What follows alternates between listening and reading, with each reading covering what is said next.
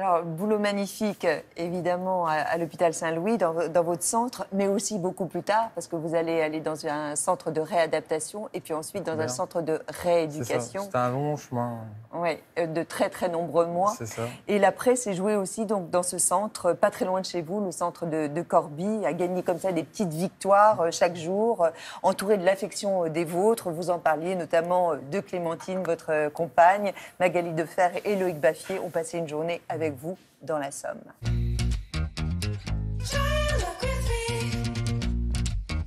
Bah là, on est au centre de rééducation de Corbie. Ça fait à peu près 9 mois que je suis là, quoi. Je suis arrivé début août. Vous pouvez voir, tout est moderne. Très beau centre. Avant d'arriver là, j'étais vraiment très mal en point, autant physiquement que mentalement. Et j'ai réappris à reprendre goût à la vie, quoi, ici, quoi. On se dirige en salle de kiné. J'ai moins d'aisance avec mes membres. Mon poignet, il est comme soudé, j'arrive pas à plier mes phalanges. Niveau amplitude, dextérité des doigts, tout ça, je progresse plus depuis plusieurs mois. C'est plus on travaille le renforcement musculaire, l'agilité, l'endurance. J'ai récupéré à peu près 70% de mes capacités. C'est extraordinaire, hein. On repart de très loin, quoi. Aujourd'hui, comment vous vous sentez dans votre corps? Je me sens toujours étriqué dans mon corps. Comme si j'avais des vêtements compressifs, quoi. Je me sens jamais nu, en fait. Même sans vêtements, je me sens jamais nu. Vous appréhendez le moment où vous allez devoir quitter ce centre? Ah bah oui. J'ai peur de me retrouver tout seul chez moi. Forcément, je vais gamberger.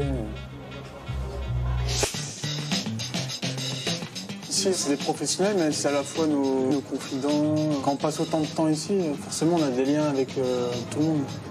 L'ergothérapie, c'est consacré vraiment pour mes mains. Retrouver la souplesse, l'appréhension. À la base, je devais perdre ma main, quoi. Donc, c'est plus dans le but de se familiariser avec son nouveau corps, quoi. Ça vous fait mal? Ah bah oui, ça fait mal. Faut souffrir. Avant, c'était ma drogue, le sport. C'était même trop. J'ai courir 10 minutes, après... Mais déjà, c'est juste... c'est énorme, quoi. Je suis super content.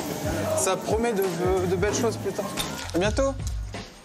Le soleil, pour moi, là, c'est pas terrible. Je risque de me faire enguirlander, même par le professeur. Bah là, on retourne à la maison. On va retrouver mon frère, puis ma compagne, Clémentine. Salut. Ça va? Oh frérot, t'as fini de travailler? Ouais, j'ai fini de travailler. J'ai repris le boulot rapidement, oui.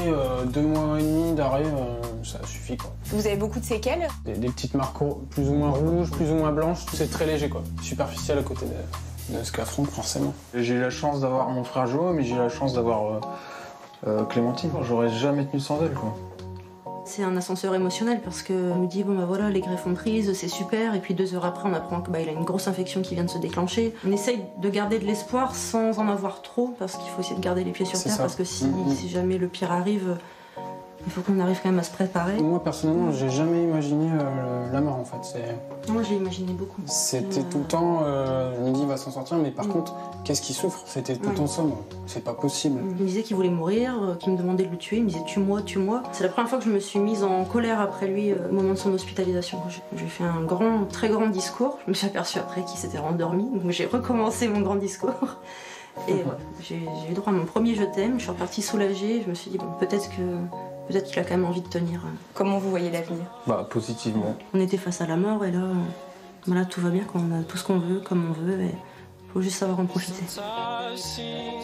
Merci à Clémentine d'avoir accepté aussi de témoigner. Je sais qu'au départ, elle ne voulait pas trop, mais c'était important aussi qu'elle soit dans ce sujet.